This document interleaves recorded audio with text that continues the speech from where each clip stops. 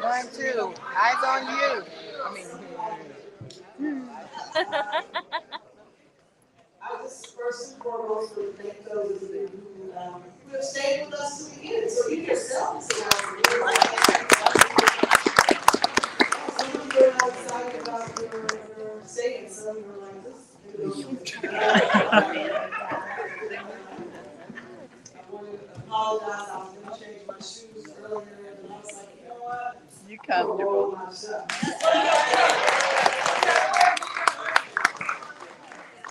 Don't be like my mom and ask me if I have socks on. Again, just want to thank you all for hanging tough and being here with us. Who has enjoyed themselves?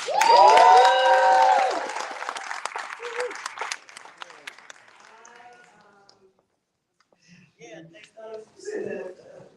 You say good afternoon and thank you. So thank you. I will just say my heart is really full because being in space with folks who are so committed and passionate about the work offers hope, right? Yes. That even in the worst of times or in the most challenging situations, folks still show up and say, I'm going to do my part. So I just wanted to just publicly thank you all for being here and then ask you to give yourselves another round of applause. And I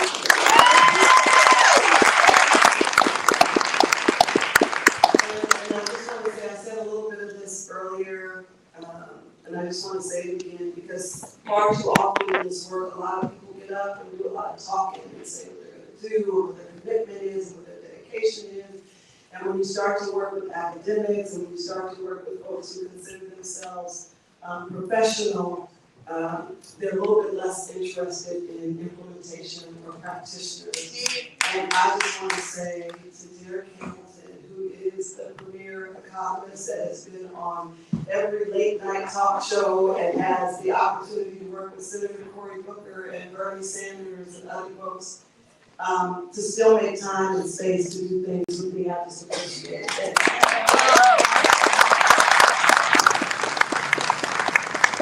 And I want to publicly thank Savi for being on this last panel with us, but I really want to give special thanks and appreciation to Elaine. Give it up for Elaine. Moderating and supporters through this last panel, but more than anything, we have been working for the last year on releasing a human rights economy framework that is really based on some of the work that we've been doing here in San Francisco. And Elaine and the New School have been so patient with us, allowing us to kind of real time figure out what needs to be in there. That report will be released next November, and I just want to thank Elaine for shepherding the process. So Dr. Sai and Brittany Chapada and Debbie have also helped, but Elaine, without a doubt, has been the one to make sure it did not drop and go away. So thank you. Yeah. And with that, I will give the floor to Elaine, who's going to lead us through this process. Thank you. All right. So yesterday, Nicole Hannah-Jones was asked a question about one policy that would make the biggest difference. And she thought about it, and she was like, well, there would be a lot of policies that would be helpful, but often when I think about it, I think about burning it all down. And she got huge applause at that moment. And I'm so excited to moderate this panel because we'll talk about systematic problems, but this is also a chance to talk about systematic change. So we're not talking about one policy or even a handful of policies. We're talking about a different way to think about the economy in this panel. So you guys are really in for a treat, I think. We've got 3 doctors just sitting on the stage.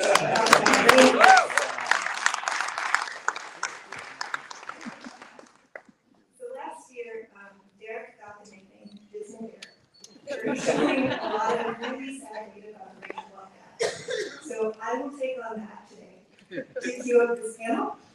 Then we'll have a quick introduction from each speaker, and then we'll do a moderated panel with time for your questions at the end. So, can we get the slide?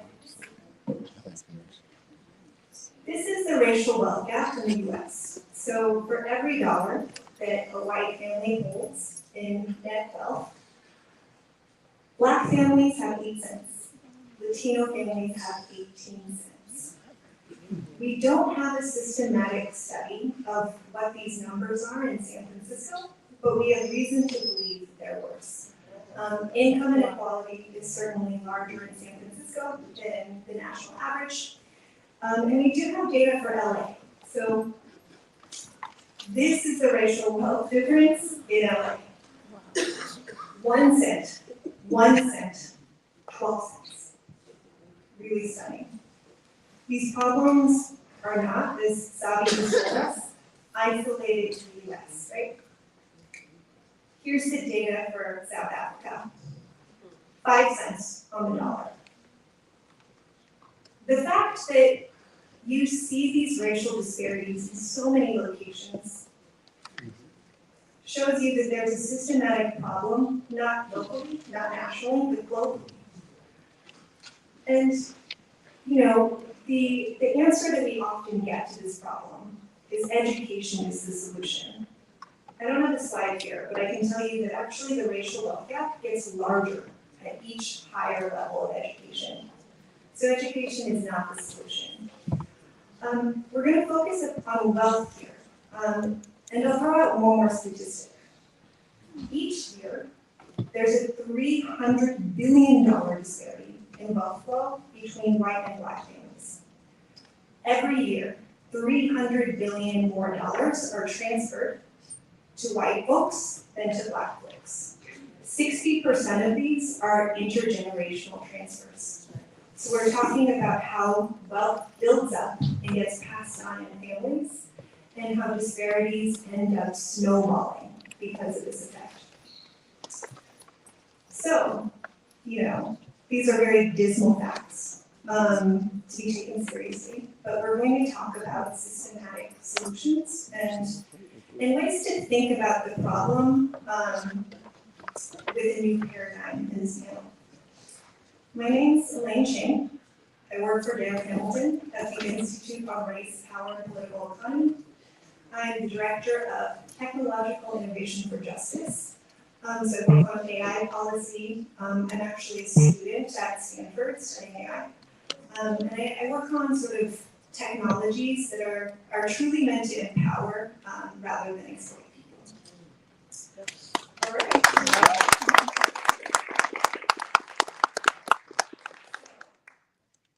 Darrick next, and Savi, the Director Davis, and then we'll have our moderated session. You know, one talent I have is also recognizing talent. And I had the good fortune of meeting Elaine in a class on reimagining a future without neoliberalism. If we could reinvent a world, a different structure, what would it look like? And from that class, it has been clear to me, and I continue to be amazed at not only her brilliance, but her dedication, her commitment, her, you know, she could go make millions of dollars, and I'm not exaggerating, doing tech at one of the fancy companies, but she has a commitment to social justice, so she brings that technology along with a desire to make the world better, and I'm so fortunate to have her work with me.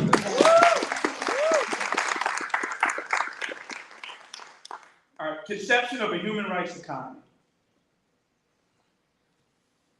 It's centered on government investing in people in place. What better use of government can there be than investing in what I truly believe is our most treasured asset? And we often think about investments in people as simply charity, as, you know, there's nothing wrong with economic security, but I'm an economist. I'm interested in unlocking innovation. I'm interested in unlocking a dynamism that can benefit us all. And if I think about where to strategically invest, it's people. And I think evidence has proven me right throughout history. that when people are provided with the resources they need to thrive, we achieve big, bold things. So this is not investment in a charitable sense, but investment in a productive sense. It is also the case that part of our essence, here I believe this to be true in all of us.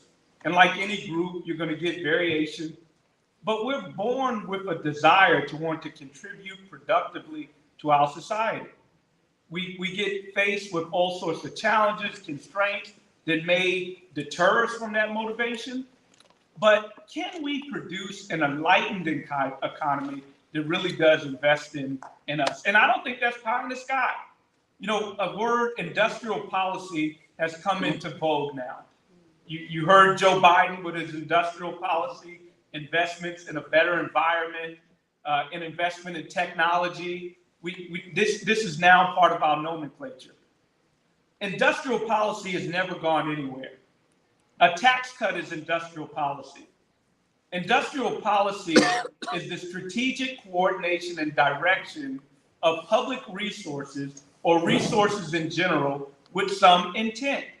So when you provide a tax cut to the wealthiest sectors of society, that's industrial policy. It might not be industrial policy that is the best. I sure don't think it is. I think there's a better way to spend strategically government resources, but it is industrial policy. And why am I bringing this all up? Because we get to make decisions as to how government invests into society. And we are promoting a human rights economy as that mechanism. And let me also say, this is not new, nor is it novel. And it's important to have a little bit of a historical context of where it comes about. So coming out of World War II, the near fascist takeover of the world, there were leaders from the US and the entire world, black, brown, women. Eleanor Roosevelt had a lot to say with the UN Declaration of Human Rights. And in that UN Declaration of Human Rights, again, it's important to understand the context, the historical context.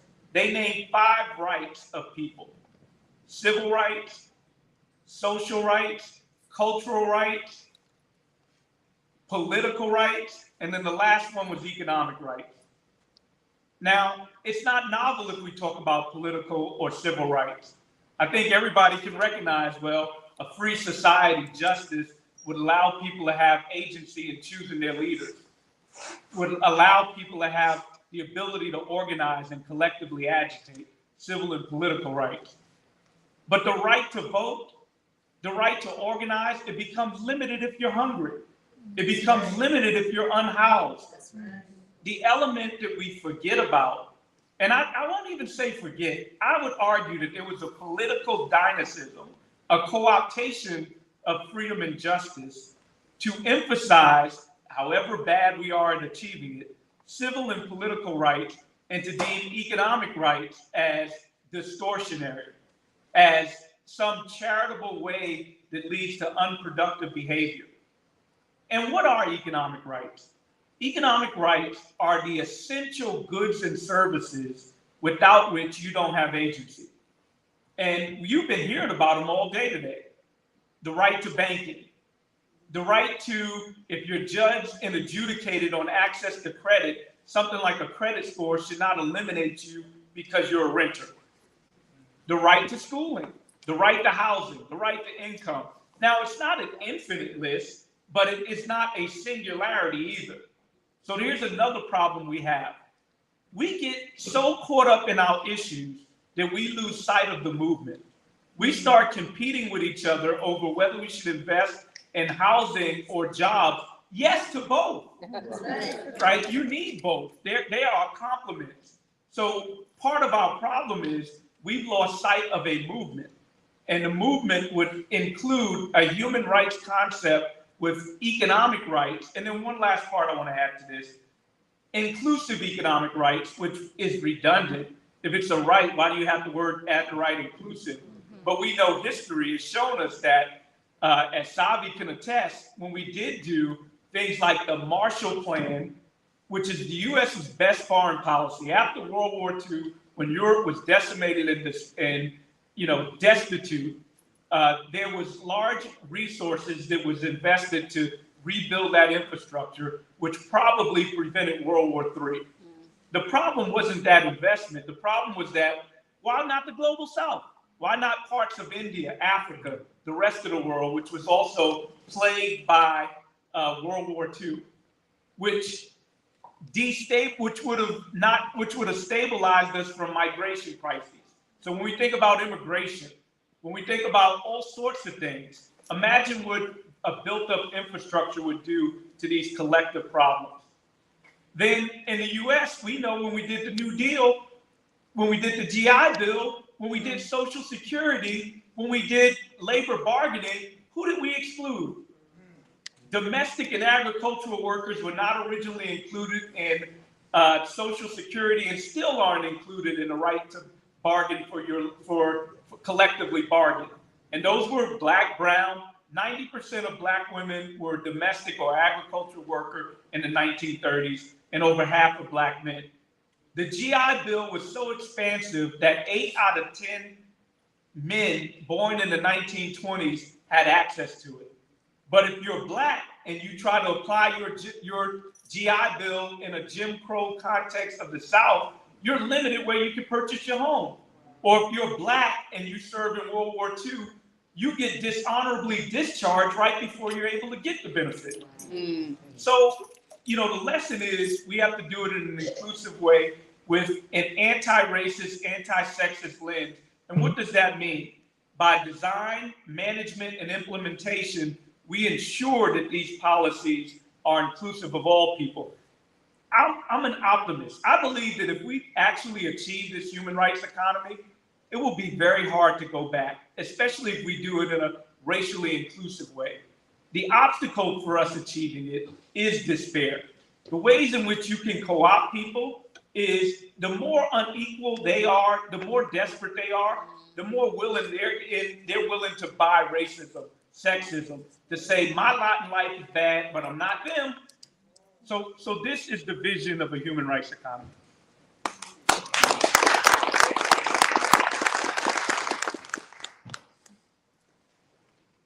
Thank you very much. I feel very honored to be here in this meeting for 2 days and to be sitting with my esteemed panelists to have this discussion on the human rights economy. And I'll share with you from an OHCHR perspective what the human rights economy is, because we're working mainly in low and middle income countries. But it begins, as Darrick said, by centering all people and their human rights and the planet in decisions and policies that relate to economics, social policies, and environmental policies. Darrick brought up the issue of civil and political rights and economic, social, cultural rights, and we believe in the indivisibility of those rights. And he talked about the indivisibility when he referenced the fact that being able to vote is some ways meaningless if one does not have a home to register and address. So adequate housing is very important to actually using one's civil rights. Finally, a human rights economy looks at consumption patterns. It looks at production patterns. These are very important in the context of climate change. It looks at investment decisions. And there was a lot of talk about investment agreements in the context of entrepreneurship. It looks at business models and consumer choices to create them in such a way that they serve the human rights, the needs of people. That does not mean that people are prevented from making a profit, from saving, from investing. But it does mean that the state will have the necessary revenue to ensure that everyone is able to have a decent standard of living. The human rights economy is conceptualized within the human rights framework of the Universal Declaration, which Darrick talked about, and the International Convention on the Elimination of Racial Discrimination. The US signed on to this convention in 1994.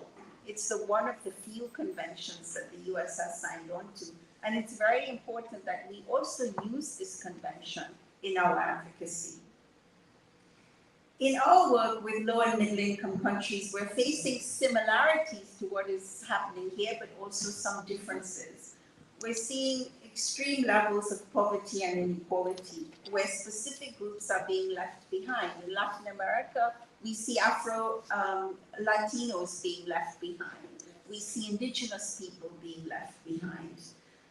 In South Asia, we see people of particular caste backgrounds being left behind.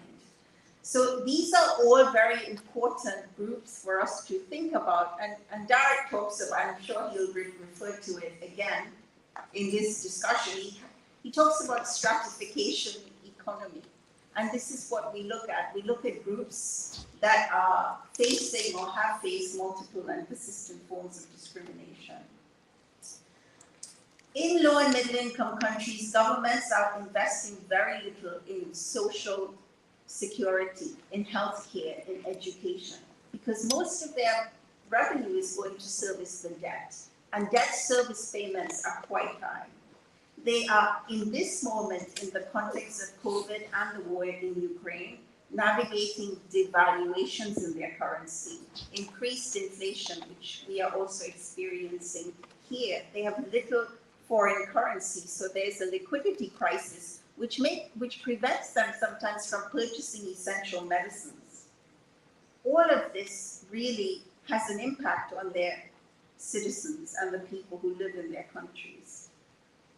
How do we create human rights economies? We need laws, because the laws create an enabling environment to facilitate economic, social, cultural rights. But we also need to implement those laws. In many countries, the laws exist. They are in the constitution, but implementation is lacking. Many people don't even know that those laws are in the books and they can actually use those laws. So it's very important for people to be aware as right holders of those laws. And we need to implement those economic policies, including macroeconomic policies, for example, fiscal policies that relate to the budget. We also need to look at taxation. How much taxes are coming in? We need to look at levels of corruption. For that, we need transparency in the budget process. But it's also important to recognize that there's inequality in opportunities and outcomes. And those inequalities are influenced by many things. Darrick has brought up race and gender. It's also informed by income. It's informed by our parents' education, the place we are born, our occupation, our sexual orientation and gender identity, and by wealth. All of these things are important when looking at the architecture of inequality. But these things also serve to justify inequality in access to assets. Think about lifting ourselves up by our bootstraps. Economic inequalities are evidenced by the large and persistent disparities that exist in ownership and control of wealth, access to resources and markets, and the exercise of political power. In many countries, there's a discussion about elite capture, right? Particular members of society getting to influence the kinds of policies that are adopted and implemented. This is what Professor Hamilton is trying to redress when he advocates for baby bonds, I think, in part. He's doing pioneering work here on the human rights economy, and we are honored to have partnered with him and his institute on this work. It's important to see the economy as a social construction. The human rights framework enables the space for an acknowledgement that discriminatory policies and practices exist, including in areas such as education and employment, and that intentional economic policies and programs and projects informed by human rights principles and obligations are necessary to facilitate inclusive economies and shared prosperity for all. To create human rights economies, we need a building block integrated approach, which Darrick has also talked about, which is context specific and mindful of the legacies of colonialism, slavery, and other forms of exploitation of specific groups, as well as unequal power relations within and between countries. I'll share, in closing, an example of OHCHR's work in Kenya. OHCHR is our regional economist is substantively engaged at the local government level, looking at the budget, looking at how much is going to different public services that relate to economic and social rights, including the right to education and healthcare. And he's working with the local government to help them to understand the budget process and what monies are being allocated in order to increase investments in economic, social, cultural rights, which goes back to Darrick's first point. The human rights economy is about investing in the lives of people. In San Francisco, the work of Director Davis at the Human Rights Commission is of critical importance and an excellent example of what can happen. So I'll end here and look forward to our discussion. Thank you. I don't know about the rest of y'all. I was like, I need a pen because they are dropping some real knowledge. And so I hope the quietness is because you were like trying to soak it all in. When we were building out this framework and having these conversations, one of the things that became really clear as we started to move this forward is that it speaks to both what Savi and Darrick has said, just around intentionality, but to go a little bit further, to have this conversation about what are the values of a human rights economy. We developed the 3 C's, which I will hit on a little bit, but I will say the reason that it's so important to really unpack and think about and talk about the values is because if we go back historically and we think about the founding of America and the things that are the values of this country, we could build a human rights economy, but if the value is to enslave people, right? If the value is to say that education is not for everyone, but that, we start with, we're going to at some point educate the masses so that we can have good citizens versus active citizens, right? So we can have people who understand their role and their place in society based on how they look or where they were born or how much money they have in the bank, right? Those are some of the values that have established a process by which we live and we've become accustomed to. Even if we think about it and begin to unpack education system, we may say, oh, but look, everybody has access to quality high school education now. Well, that's not necessarily true. Everyone may have access to a kindergarten through 12th grade education. Doesn't mean that it's all good. And so folks can say, well, we've had progress because when Jefferson introduced the concept in Massachusetts, right, it was mainly for the primary grades. And it was mainly for boys. White boys. Right? And that they were going to rake from the rubbish, as he said, a few of the smarter folks who were not white boys to be able to go to the next grade, but they were never intended to go to college. Like that is the value system from which we've inherited. And so if we really look at it and we think about it, I know I shared this yesterday, in San Francisco, there are 134 public schools that serve over 55,000 young people. There are 113 private schools that serve 26,000 plus young people. So what we've seen, whether it is from desegregation and people saying, I don't want my child in school with somebody that looks like that or who comes from that background. When we think about San Francisco, which is less than 6% Black, the school district is right around 7% Black. So those numbers match. When we look at the school district and we know that less than 14% or right around 14% of the school population is white, but San Francisco is still majority white. Where are those students?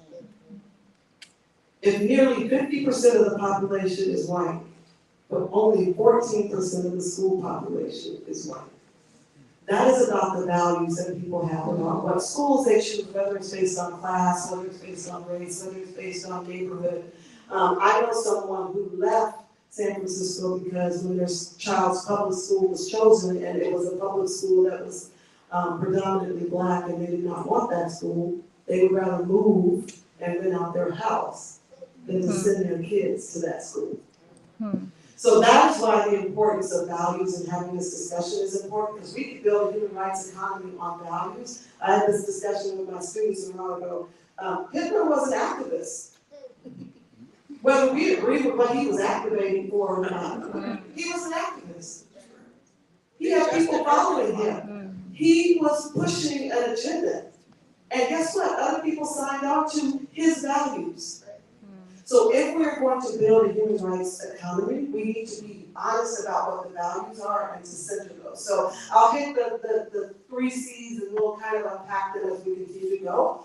Both have been said, this one has been said by both my colleagues here, community centered, all day long. Because you deciding what's best for me without talking to me is a problem. Right.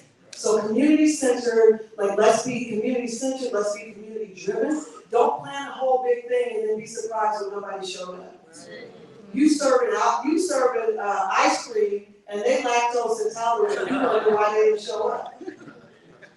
Right? So community-centered, community-driven. The other one that is really important is around consciousness.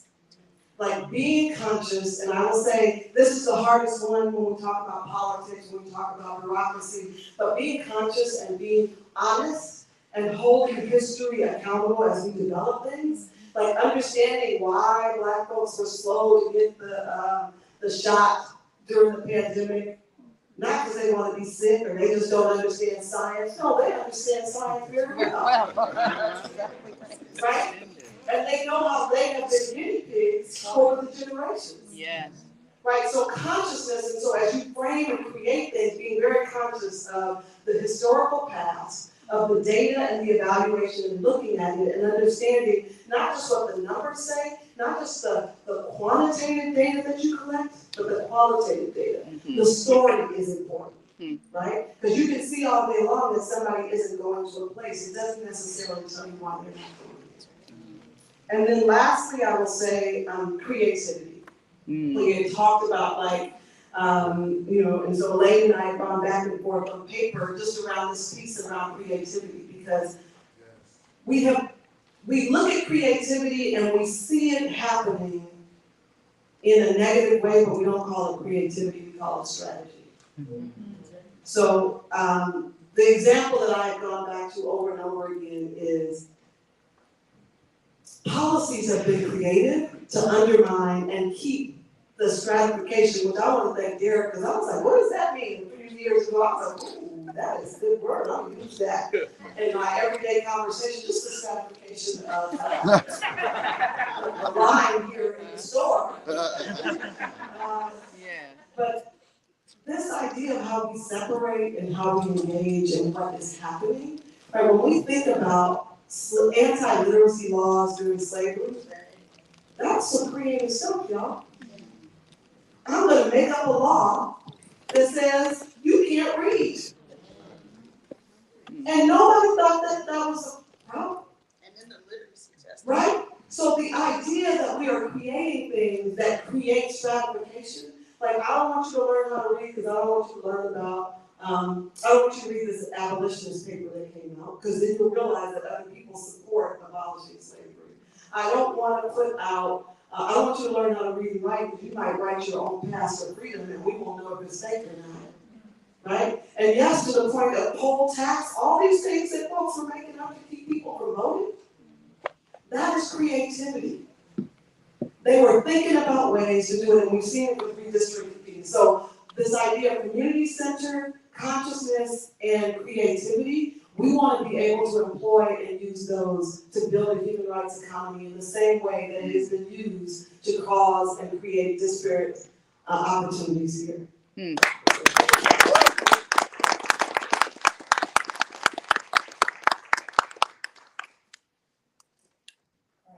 I want people to be able to walk away with a really clear sense of what a human rights economy is and how it's different from what exists. So, Director Davis brought up the example of education. In today's world, schools depend on which neighborhoods you live in. Neighborhoods are very segregated. In the human rights economy, the government has a duty to ensure that everyone has access to quality education. That's just one example. I'm hoping that I can cue you guys up for maybe your favorite example of an application of the human rights economy and contrast it with what exists. And I'm hoping Director Davis will talk about, some of the stuff that's going on in San Francisco. I'm hoping Darrick will talk about baby bonds. Not to tell you all what to do. Tell us what to do. All right. So, right, baby bonds, I got a lot of credit the last day. Actually, for a while, I've been getting a lot of credit about baby bonds. The concept of human rights, the fact that people need resources to thrive, to me ain't so brilliant and novel. The concept of the racial wealth gap is seated in capital itself, that in order to get wealth, one needs some wealth or some capital, also seems pretty obvious to me as well. What's been the obstacle for us going to the obvious solutions is basically a lack of imagination, because our current economy is described in a certain way that limits our ability to have an imagination. And that seems to me to be by design. That the economy is presented as some scientific endeavor devoid of values that Cheryl has been describing just now. So, baby bonds, I think that's a great policy if we want to redress wealth inequality. Reparations is another one. It's the most direct and parsimonious. And I'm in the camp to say reparations is ultimately a necessary ingredient to achieve the society we want, because if we're ever going to get to justice, we have to reckon with the past, not only for redress of individuals, which is critical, but also if we want a future that's grounded in truth. If we want to understand that inequality and poverty is not rooted in deficient behaviors and attitudes. There are some people with deficient behavior and attitude, but in a structural level, it's rooted in lack of resources. And we need a reckoning of the past in order to come to that conclusion for better policies going forward. So the concept is simple. I think the solutions pretty much are simple. If baby bonds, I can name others, guaranteed income. What's the direct way to end poverty? Give people enough money so they're not poor anymore. But guess what? We have this framework where people need to be disciplined. That we discipline poverty with sanctions and incentives and all types of other types of things. I think we should discipline the market. For those individuals that lean on the spectrum towards a capitalist type economy versus a command type of economy, I think if you're authentic, you would want to ensure that there's an authentic transaction, that when people go to market, they have something by which to trade. That otherwise, they're at the whim of charity or the vulnerability of exploitation. So to me, if you're an authentic capitalist, then you should support public options. You should support some baseline level of resources so that when you do engage in transaction, you're not at the whim of charity because you don't have anything. So last thing I'll say is partnerships.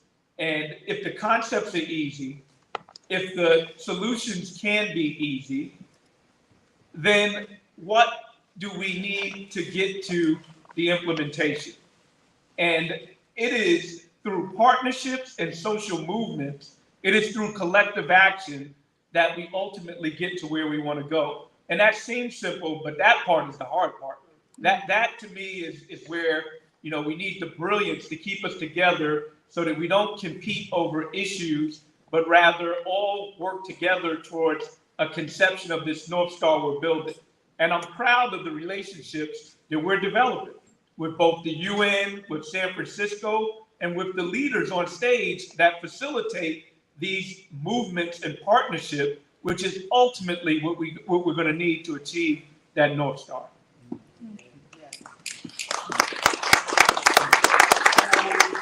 So when Darrick and I first started talking about building this work out and trying to come up with a paper of sorts, I really wanted to do it based on elevating and highlighting some of the work that we've been doing here in San Francisco. And folks know, I know Keisha has heard me say, I'm like telling everybody, like, we are doing some things here that everybody else has talked about, but we've actually started to drill down on. And the first one I will say that, you know, we consider kind of a youth jobs guarantee that can help inform and build out a national kind of movement around jobs guarantee is Opportunities for All, which Mayor Breed launched, I think 2018, you know. And that has been focused on getting to all. That there is not a application process, it's a registration process. And anybody who registers, regardless of your behavior, your attitude, your grades, your skill set, is guaranteed an opportunity to build their social capital, to build their skill set, to build relationships, and to get to understand what it is to have a job or an internship.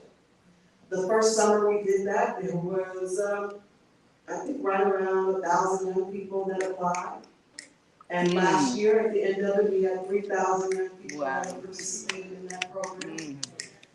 And it requires a lot of intentionality, right? Because I know that there are some people that are not ready to go to BlackRock or Bank of America and show up on time and do all the things that they need to do.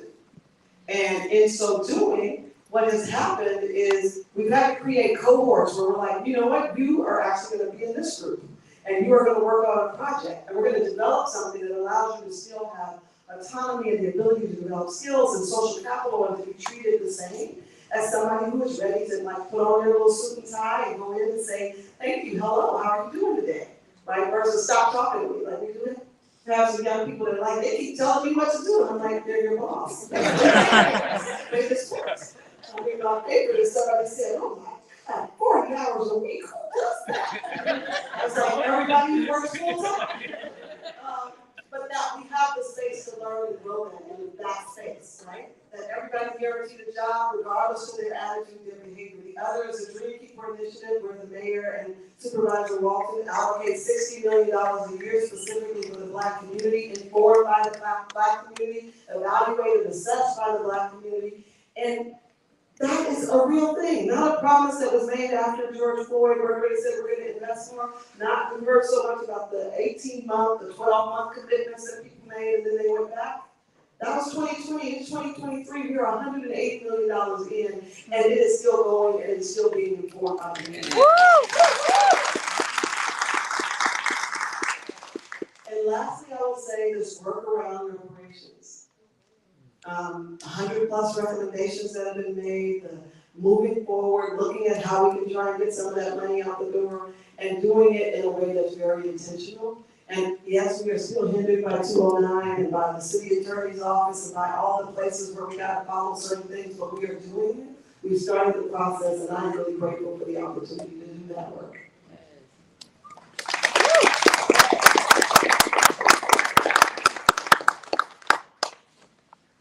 I'll provide an example of in Timor-Leste, East Timor, a country which is recovering from war.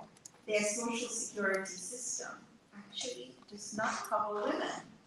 Women work in the informal sector. Most of the women work in the informal sector, and the social security system is really built around the men who have fought in the war. So OHCHR has worked with the ILO, the International Labour Organization, to look at the realities of women who are in the informal sector and who do not have access to social security, you can just imagine the level of insecurity that they experience as they age. And the government has adopted a law to ensure that women who are in the informal sector will have access to some level of social security. And now the question is, what is an adequate level of social security for these women who are working in the informal sector? And that's something we're trying to think through with human rights standards, because we need to have an amount which allows them to live a life of dignity.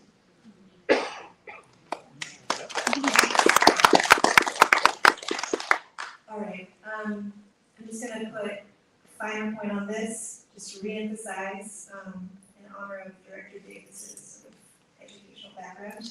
So we talked about capital, right? In the current economy, capital is, certain people have more of it. We don't examine where it's coming from. 60% of it is coming from intergenerational transfers. So if you have intergenerationally less wealth, it means you also have less capital, right? That's the status quo today. The idea here is that every child deserves an endowment of wealth, right? From the day they're born, they're entitled to it. That's the difference between what we have today and a human rights economy. Elaine, can I just add to that? I think the other thing is around what we put value on, right? And I think you talked about this before, where people were given money for things, whether they created it themselves or somebody else, or whether that is the development of cotton or rice or all these other things, right? Like the wealth is centered around the people who have power or decide and make those determinations. But when we think about it, and I'm reflecting back on the conversation with Emil earlier, cultural capital, initially when it was happening, whether it is Motown or hip hop or any of these other things, or even when we think about food industries, right, and who's working in what industry, or whose food is being centered, or fusion, and all the things that we have happen, that there's a level of cultural capital that the culture may not make money off of. And I think that those are the things that when I hear you talk about the 5 points, and when I hear you talk about the work, is that we've got to make sure in a human rights economy, right, whether it's intellectual property or cultural capital or social capital, that we reward or at least award the people whose idea it is, whose work it is, with the money. And right now, as we were talking about yesterday, we were saying like, oh, somebody can work somewhere, like, we have these contracts. If I develop it on work time, it's not mine. Mm-hmm. So now you gotta be careful about like what you do with your big ideas. And so I think that there's something to be said about how we think about social, cultural capital, in addition to the way that we think about political and economic rights. And I'll jump in real quick, and this is a setup for Elaine. If we're thinking prospectively about areas for exploitation, data sovereignty. We can see where the economy is going, where technology is going.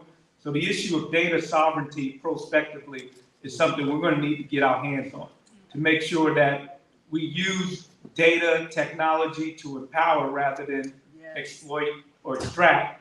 But would you want to comment on any of that? Put me on the spot. You get on the spot. Yeah, I mean, Erica made such great points about the rise of generative AI and the truly transformational things it can do. And the way that it can bring somebody who has no coding experience, it can help them build a website, right, in an afternoon. That's really incredible. It's a transformational technology. But the other question, right, is who owns transformational technologies, right? There's all this value here. These algorithms were built on everybody's data, for whom, nobody got compensated for that wisdom and knowledge. And the companies can do what they want. They can charge what they want for this transformational technology. And if we're going to view this technological transformation from a human rights economy perspective, if the new baseline for what it takes to be truly free in society, what it takes to be able to live a life of dignity, find a good job, if that involves a certain level of digital literacy, if that involves a certain baseline use of a transformational technology, that should not be owned by a company that is incentivized to extract as much profit as possible. You know, it's a simple matter of ownership, aside from the details of which jobs get automated away versus which jobs are created, aside from good uses and bad uses of the technology. It is a structural economic issue. And in a human rights economy, right, the point is to enhance human thriving, not to enhance corporate profits, which to Savi's point, then ends up in some tax haven in the Bahamas. God knows where that money goes and what it's used to fund. So yeah, I mean, that's the way sort of I would think about AI, sort of a human rights economy framing. Yeah, and, you know, key word in here is sovereignty, agency. That's a lot of what this is about. Well, I was gonna, sorry, I know we're like, I would just also add, like, one of the challenges has been for some of the AI pieces is who's putting the information in? Yeah. And in terms of what you get out. So some of the things where folks have been like, they've asked AI, I think that Ryan, I don't think he's here today, but was here the other day, was saying, they asked AI, show me a CEO, right? And then it shows you pictures of only a certain demographic of people. Show me a smart person, and it shows only one type of person, right? So some of this is about what gets put into Yeah. that informs what comes out of. Yeah. And that's the piece around like the human rights economy means that it can't be only one demographic that's informing what gets put into AI in order to determine who should you pick up or what neighborhoods you should pick up in or what it looks like. Because if it's an automated car and they're like, oh, no, you know, we're redlining or kind of redistricting in some way to say like we don't drive our cars in that neighborhood, right? Like humans still input to some degree what's being put in there. Yeah. It's definitely true. A lot of the internet is very racist, very problematic. So that's reflected in these algorithms. The other thing that I'll mention is that there's a lot of legislation on the table around AI, around putting guardrails up, right? So to prevent things from happening like what Director Davis is talking about, right? I think one classic example was the picture of the scientist. And it was all white men, and they've done these great studies where they've taken everything that the AI has generated and created these composite faces for different professions, and they're as problematic as you'd expect. So there's going to be legislation around guardrails here, but we should also think about how those guardrails are going to be enforced and who's going to get compensated for enforcing those guardrails, right? Like, nobody has more experience with discrimination than African Americans. And digital discrimination is no exception to that. Well, in a world where we're regulating AI, where we're trying to make sure AI algorithms are not racist, that should be done, right, by citizens who have experience with digital discrimination. And that should be compensated. And, you know, this whole mechanism is sort of, it's the government's responsibility. We shouldn't leave it up to the private sector. So I don't know. That's an opinion that I haven't, you know, run by Darrick. I'm sitting back eating popcorn, watching. Okay, I'm gonna do one more question and then we'll go to audience questions and we're nearly out of time. But I wanted to talk about the idea of resistance, right? So in each of your work, people throw up resistance. People throw up all kinds of objections, right? You know, there was so much pushback against the Reparations Advisory Council. Darrick, you often get the comment like, well, how are we gonna pay for this? And, you know, what about the free market and the government being inefficient? And Savi, I know that you're faced with a lot of just indifference from Americans when it comes to questions of solidarity with the rest of the world. So can you tell us a little bit about the sort of resistance that you face and how you respond and how you push through? Who should go first? Me? Okay, resistance. Well, I think we faced one of those questions earlier when someone talked about scarcity, because that's one thing that we are faced with a lot. Well, governments don't have the fiscal space. They don't have the revenue to invest. But as I said earlier, we live in one of the most unequal times in the world, and there are people who are billionaires, more billionaires than ever before. Where is that money going? How can it go back to governments, some of it, and be invested in people and communities? So the resistance actually is often about the fear of losing privilege, right? And that requires, to add another C, a culture change. We do need a culture change because there are perceptions about particular people, for example, African Americans, there are perceptions about women, there are so many things, and often with marginalized and disadvantaged people, people who experience multiple and persistent forms of discrimination, there is a lack of generosity spirit. But in fact, the human rights economy is not even relying on a generosity spirit. It's recognizing the dignity of people as human beings, recognizing their rights to live a dignified life, recognizing that governments must work in the interest of its people, right? And advocating for people to advocate for their rights, which is what Director Davis is doing in these programs that she's described. In some ways, as Bob Marley said, we need to emancipate ourselves in order to do the work that is necessary.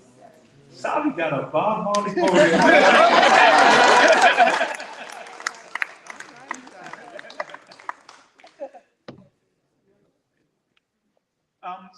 So what do I see as the resistance, the obstacles? Narrative, the narrative of, the big question is, how are you going to pay for it? Right, that's always the, how are you going to pay for it? And then the other question I often get is, give me something realistic. Give me something that we can do in this political world. The answer to both are kind of similar. The problem, if we don't do anything, if we just continue the status quo and don't try, game over. That's for sure the case. If there's no resistance, it's over. And this has been one of the biggest accomplishments of what I'm going to label neoliberalism, a collective buy-in that the lot in life, it naturalizes poverty. It has put the onus of inequality on these deficient individuals who don't want to work, even amongst the people who are subaltern, who don't have resources. So when Black people start saying, I'll say this at the risk of rambling, I like a lot of the comedian from Chris Rock. There's one joke in particular that I detest. When he said, I love Black people, but I hate the N-word. That joke was grounded in some notion that it's those others, if they only would act right, we would all be fine. To me, that's been a product of this last evolution that we've been in. This blaming people, and when the people themselves from those subaltern groups buy in, it's over. There is no more collective action. And then the system just passively goes on. So one thing is, if pessimism, it's over. We got to definitely be motivated and work. And then the other point of pay for, what happened during this pandemic? It doesn't get talked about a lot. We literally ceased work in many areas in order to save lives. The government sent trillions of dollars to people in the form of a check from the IRS, an agency that's demonized.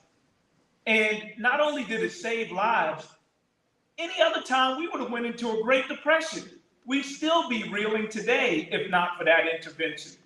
Did it destroy our economy? No. I mean, we were presented with fears of dystopia about inflation. I don't want to be. Some people are dealing with higher prices without a doubt, but society didn't collapse. The government has vast capacities to pay for things. The United States, in particular, is a sovereign monetary entity. So people say, can we print money? Turns out we can. but what the problem is if we start spending that money on ineffective, inefficient things, that becomes inflationary. The problem is it can potentially crowd out good investments if it's going towards unproductive investments. But what we're talking about is an area where there's huge capacity and an area where there's huge dynamism, investments in people. We're not talking about inefficient investments. So the pay for question, yeah, we can actually pay for the things we want in order to achieve greatness. So,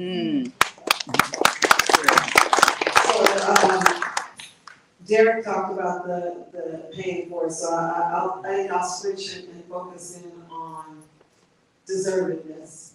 That's right. I think the resistance, and you talked about this, I think this is connected to the Chris Rock and the N-word, right? Like this idea that certain groups of people want it more, they would appreciate it more, they're not gonna mess it up and not gonna make us all look bad, or like this idea of who is worthy of receiving a human rights economy or benefiting from one. I think that is the piece that is, whether it is people of color or not people of color.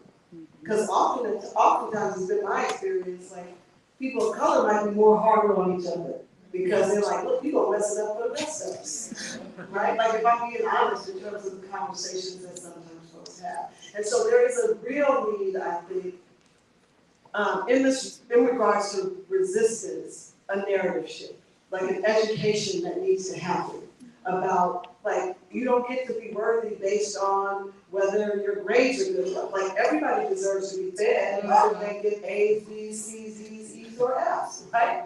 Like, everyone, I guess we don't do E's. If you do E's, it's E-G-S, like an excellent, good, satisfactory, right? Like, then it's a teacher, be sorry. But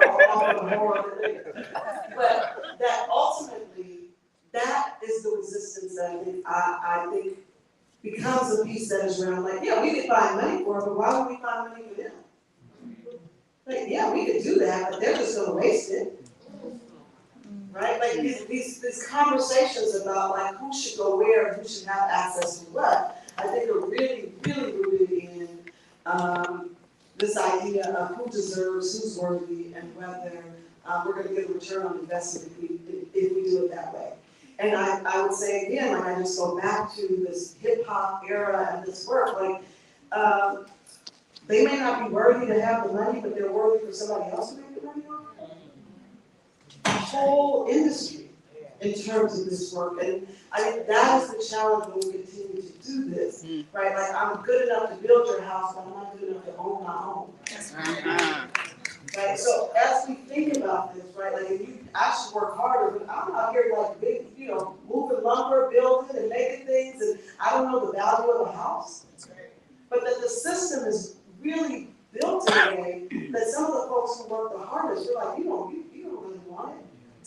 I'm working 2 and 3 jobs trying to make it happen, and because I didn't show up for a parent-teacher conference, now all of a sudden I'm not interested or invested in my child's education.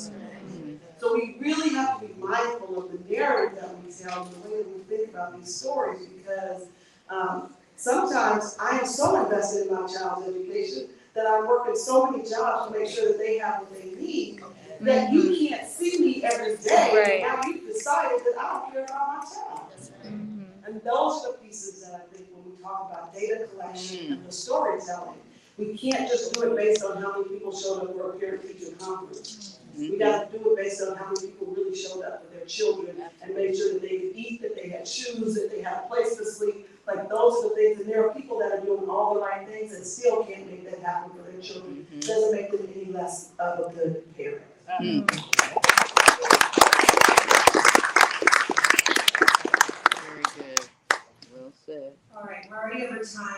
let's take two audience questions. One question. So my question is, Cheryl, thank you for this invitation. Eric and I were talking earlier, we're based in Atlanta, and I'm encouraged by what I've experienced here the past 2 days.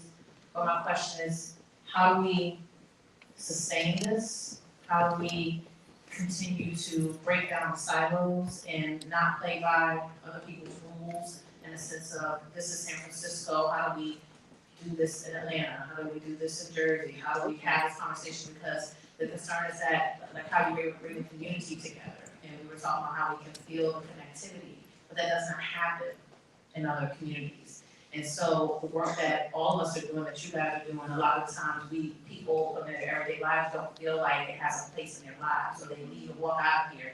And that was all great. Everything was, we love the work is necessary. We know that it's gonna impact us or our future generations in some way. But how do I make sense of this now? And so moments like this, I think, are important to keep our foot on the neck of what's happening. So my question is, how do we continue to do that? Because I know that there are barriers and politics and things that come into play with other cities and geographic locations. So that's my question. And then, John, they said at least let him ask this question and we'll try our best to come out.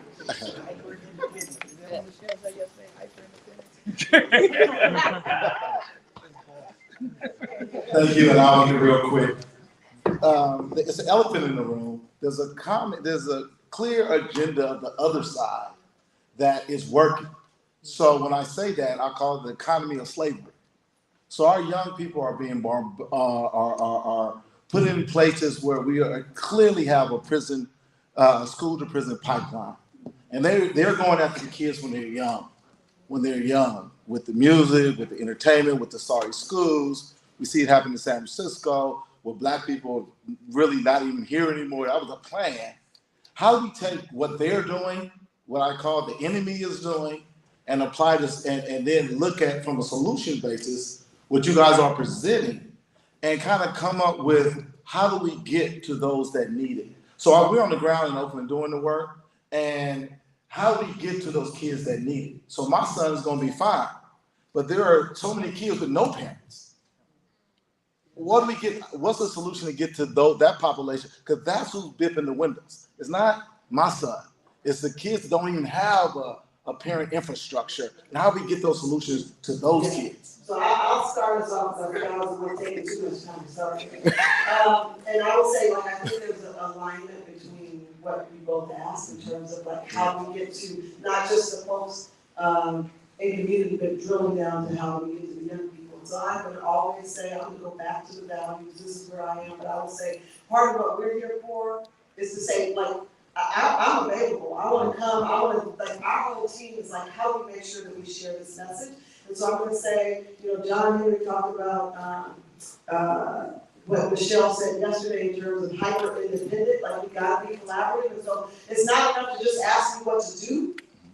It's like after this is over, be like, hey, let's connect. Let's make sure. Let's plan a session. Let's meet here. Let's do this. Let's do the other thing. And then the other thing I'm going to say is hyper vigilant, which is like, let's not just be like, okay, we was here today. This was so amazing, and then go back to our lives. Because I'm going to keep doing what I'm doing for sure. I'm going to keep trying to build. I'm going to keep getting on people's nerves, being like, can you come here? Can we do this? Can we do that? I'm going to keep doing it. What you going to do? I'm going to always be like, what you doing? Because when people come to me, I'm like, look, I go to sleep with a clean conscience at night. Because I know I've done all that I can do and then some. That's right. Right? And it has impacted my personal life in a way that I would not ask anybody else to do. Right? But that there is a reality too, like it's not enough to want it. What are you going to do about it? So that's what I leave you with. And then the last one, as you mentioned, Dr. King, I think people get so focused on the I have a dream speech, but toward the end, people were not checking for King. That's right. They did not like what he was talking about. And he was challenging the status quo, which is probably why they were like, oh, you went too far. You're supposed to stay over here. And it's like, I have a dream one day it'll get better, not like, this is what you need to do today. And so without some risk, without some pieces of it. So I would say the thing that he said is they fashion, when he talked about the slaves, they fashion within themselves a creative optimism.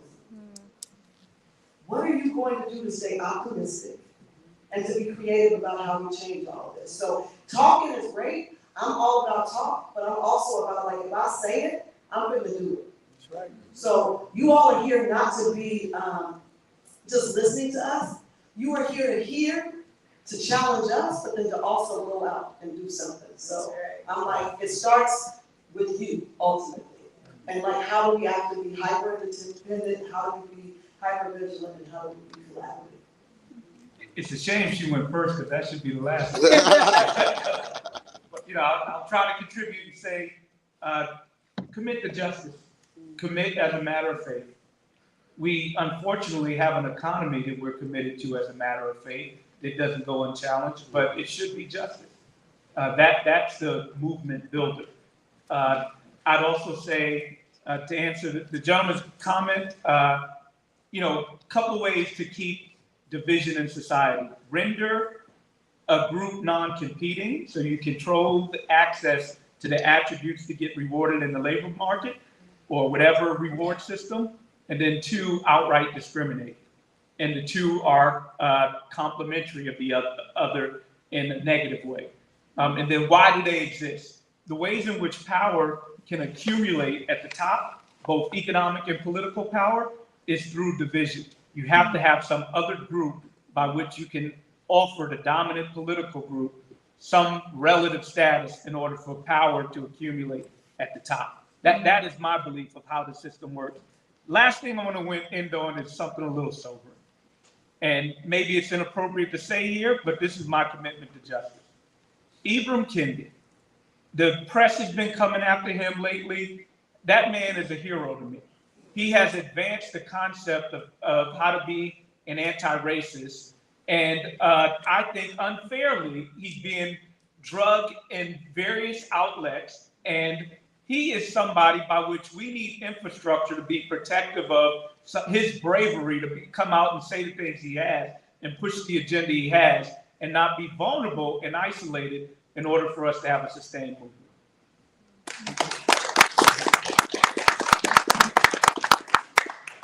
I would like to agree with both Darrick and Director Davis. At the UN, we talk about the need for partnerships, and this is why we're working with Darrick and the Institute, and hopefully now with Director Davis, but indirectly through Darrick. We need all hands on deck, is what our High Commissioner says. We all bring different things that are essential for creating the human rights economy. Toni Morrison said she began to write the story she did because there were no stories that she read that resonated for her. We have to create this human rights economy together. An economy that resonates for us, that works for us. And I think that's Director Davis's call for action, actually. Now that we've come together and we've had this discussion, what can each of us do? Even if it's just saying to the other person, you are a rights holder and we need to hold our government to account. Thank you.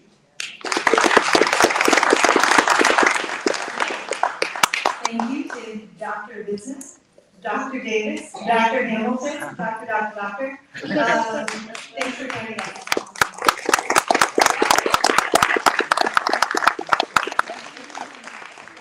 This is the conclusion of this portion. We invite you all to join us at City Hall for our